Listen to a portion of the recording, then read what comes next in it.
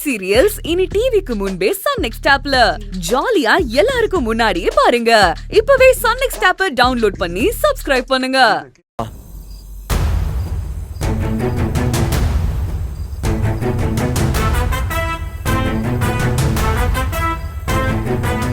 மாமா, என்னம்மா? அர்ஜென்ட்டா நான் அக்கா கிட்ட பேசணும் மாமா. எப்படியாச்சும் ஏற்பாடு பண்ணுங்க. சரிம்மா, நான் பாத்துக்கிறேன். வா. எல்லாம் நல்லபடியா இருந்துச்சா? ஒண்ணும் பிரச்சனை இல்ல. சூப்பர் மாமா.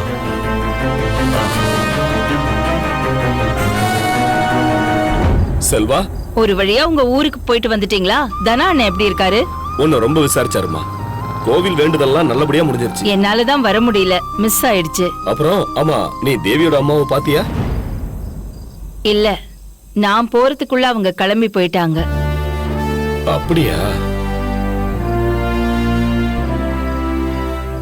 கோவிலுக்கு வந்த எல்லாருமே அப்படியே நேரா பூஜை ரூமுக்கு வாங்க. அங்க படையில வச்சு சாமி கும்பிடணும். இது சம்பிரதாயம். சரி வாங்க. செல்வா, நீ முதல்ல போ. வாங்கப்பா, வாங்க வாங்க.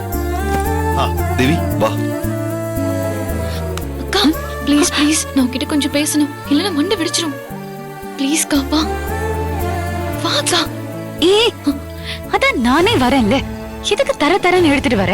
அக்கா, என்ன காரியம் பண்ணி வச்சிருக்க நீ? அந்த செல்வநாயகி தான் ஜோசியரை ஏற்பாடு பண்ணி அவரு மூலமா உன்னை அம்மாவை கூட்டிட்டு வர சொல்லிருக்கணும். உனக்கு அது புரியலையாக்கா? செல்வநாயகி திருந்திட்டாங்கன்னு நீ இன்னும் நம்புறியா? ஆமா, அவங்க திருந்திட்டாங்கன்னு நான் நம்புறேன். செல்வநாயகி உன்னை ஏமாத்துறாங்கக்கா. அத்தை எனக்காக ரொம்ப மெனக்கெடுறாங்க. இன்னைக்கு செல்வநாயகி மட்டும் நம்ம அம்மாவை பாத்திருந்தாங்கன்னா என்ன ஆயிருக்கும் தெரியுமா? அத்தை நல்லவங்கன்னு உனக்கு புரிஞ்சிருக்கோண்டி. இல்லக்கா, அம்மா மேல கோவப்பட்டு ரகலை பண்ணி செல்வநாயகியுடைய அசல் முகம் வெளியே தெரிஞ்சிருக்கும். அப்ப ஏன் அது நடக்கல? ஐயோ கடவுளே, என் அக்கா வாழ்க்கையை காப்பாத்தணும்னு நான் அவ்வளவு உருக்கமா வேண்டிக்கிட்டேன். அக்கா, நான் உனக்காக எவ்வளவு போராடுறேன். கொஞ்சம் கோஆபரேட் பண்ணுக்கா. சத்யா, நான் ஒன்னு சொல்லட்டுமா?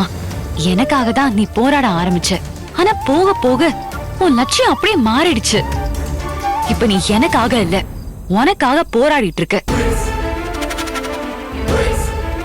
என்னக்கா உளற? எனக்காக நான் எதுக்குக்கா போராடுறேன்? எனக்கு என்ன பிரச்சனை? அப்பா அம்மா யாருன்னு செல்வநாயகிக்கு தெரிஞ்சிட்டா உனக்கு தான் பிரச்சனை.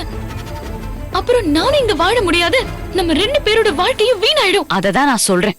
உன் வாழ்க்கை போயிடும். அதனாலதான் நீ என்னை இப்ப தடுக்கிற.